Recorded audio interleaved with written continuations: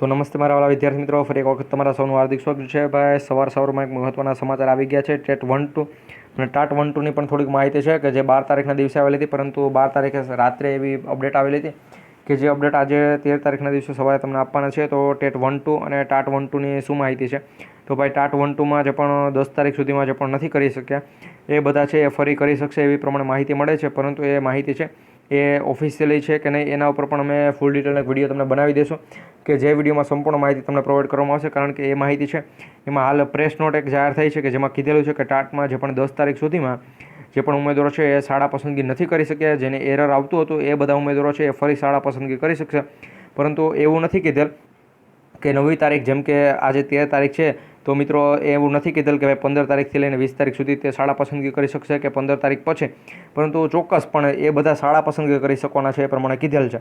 અને એવું મને તો મારું જ્યાં સુધી કહેવું છે ત્યાં સુધી આ જે પણ જેણે અત્યાર સુધીમાં શાળા પસંદગી કરેલ છે 10 તારીખ સુધીમાં, એ બધા ઉમેદવારોની આખી પ્રક્રિયા પૂર્ણ થાય પછી જે પણ જગ્યા વધે છે એ જગ્યા અને જે પણ જગ્યા ખાલી રહેલી છે 10 તારીખ પહેલાં જેણે નથી કરી શક્યા એ બધી જગ્યા મર્જ કરી અને એના પછી જેટલી પણ જગ્યા વધે છે એના માટે શાળા પસંદગીની પ્રક્રિયા છે એ ફરી શરૂ કરી શકે છે.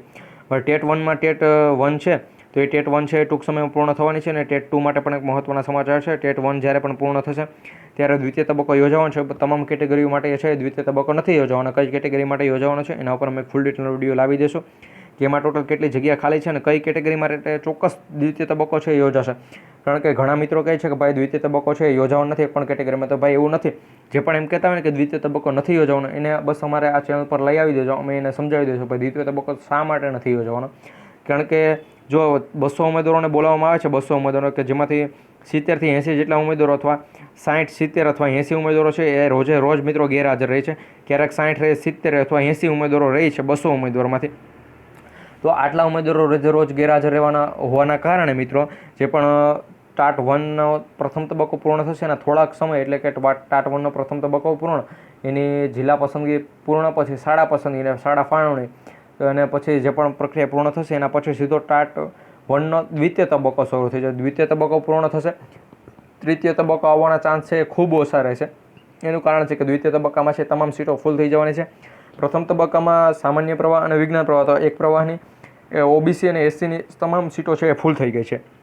અને ટાટ 1-2માં ઘણા ઉમેદવારો એમ કહે છે કે અમુક ઉમેદવારો છે કે જેણે ગ્રાન્ટેડની અંદર પણ શાળા પસંદગી કરેલી છે અને સરકારીમાં પણ શાળા પસંદગી કરેલ છે. તો ભાઈ એવું નહીં થાય કે ભાઈ એ બંને સીટ છે એ પોતાના નામ ઉપર કરી શકશે, નહીં. એને છે સંમતિપત્ર ભરવામાં આવશે. ભાઈ તમારે ગ્રાન્ટેડમાં જે પણ કામ કરવું છે કે સરકારીમાં કામ કરવું છે, તો એ પ્રમાણે છે એ એક જ વ્યક્તિ રહેશે અને એના પાસે સંમતિપત્ર ભરાવે ને એ જે પણ તમારો જે પણ પ્રશ્ન છે એનું નિરાકરણ પણ લાવી દેશે.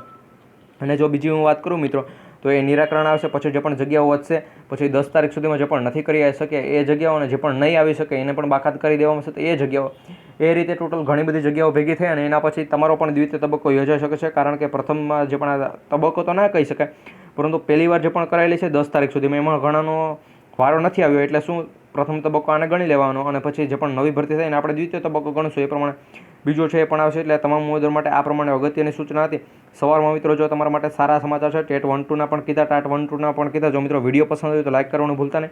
પ્લસ આપણે ચેનલ પર જો નવા હોય તો ચેનલને પણ સબસ્ક્રાઈબ કરી બેલ નોટિફિકેશન ઓન રાખજો, જેથી કરી અમે અપડેટ છે તમારા સુધી પહોંચાડતા રહેજો. મળીશું ફરી એક નવા વિડીયોમાં. જય હિન્દ, જય ભારત.